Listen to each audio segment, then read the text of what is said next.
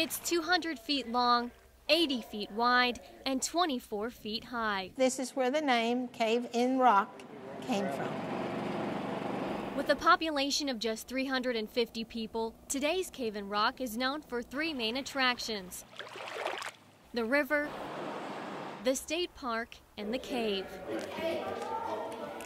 The cave has been many things throughout history, but the most famous, I guess, would be the home for the pirates.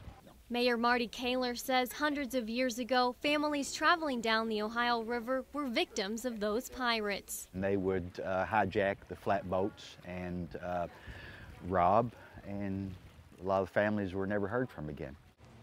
They were McConnells.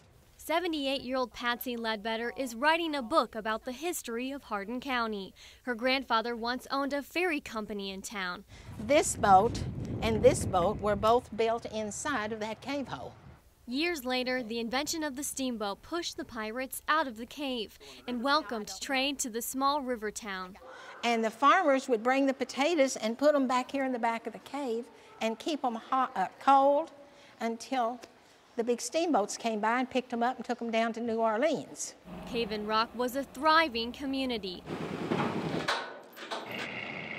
The ferry connected what was once the main route from Chicago to Nashville before the interstate system. The ferry at that time was open 24 hours a day, and there was traffic through Cave in Rock 24 hours a day. You wouldn't know it by looking at it, but it's said Cave in Rock was once the largest producer of fluorspar in the world. It became cheaper for the United States to import it from China and South America than it was to process it here in the States. Today's Cave in Rock can be described as beautiful, quiet, and quaint. A great spot for the oldest man in town, 95-year-old Denzel Dutton, to spend nearly every evening fishing. I just catch them. They're mine when they're on the line. When they come off the line, they're somebody else's. The village of Cobden has always been known for one thing: peaches, peaches, and more peaches. Any place for 10-mile radius had an apple orchard, peach orchard on it back those, and they would be a packing peaches at a big shed down here by the school till midnight. And when the Illinois Central Railroad rolled through in 1854, the orchard business was booming. They would have maybe 10 or 12 boxcars loading here every day, loading peaches. But when it came to naming the school basketball team, a vote between peach pickers and apple knockers will forever go down in history. Today, there's hardly a place you can go in the United States that someone hasn't heard of the Cobden Apple Knocker basketball team. Judy Travelstead with the Union County Historical Society explains, Cobden hasn't always been the town's name. It was originally called South Pass until a major stockholder of the railroad, Sir Richard Cobden, made his way through town. There is no documentation that he actually stopped and stayed in Cobden. That's more or less folklore. But the name stuck, and over time, small orchards were no longer profitable, and big orchards could not hire enough local labor. Quite frankly, that business was saved by the influx of Hispanic migrant workers. And this behind me here was a drugstore. According to former Mayor Bud Pearson, building the highway killed local businesses one by one.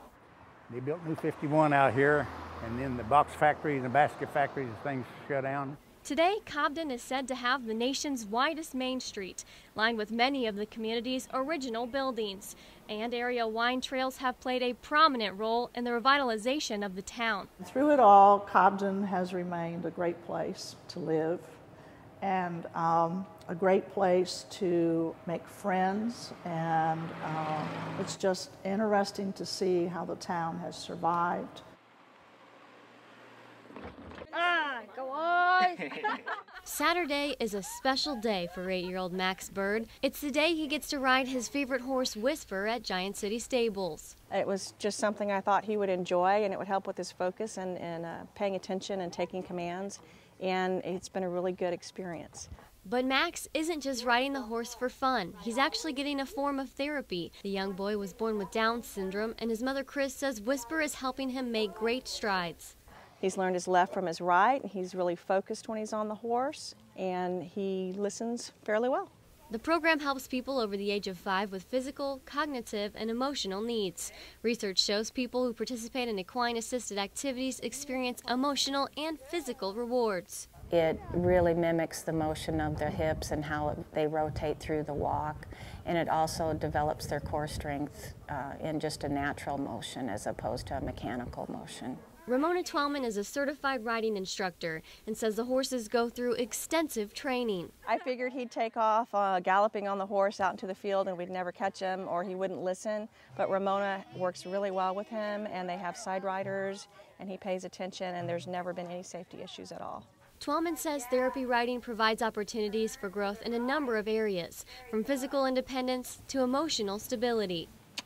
It also gives the students a chance to form unique bonds with the horses and other people. We don't see a lot of other special needs kids a lot during the week, so it's a lot of fun to come out on Saturday mornings and to hang out with Max and Marjorie and other children that are more like her. The program serves more than 150 people with special needs every year and is ready to help even more in the years to come. In Makanda, Hilary LeHew, News 3.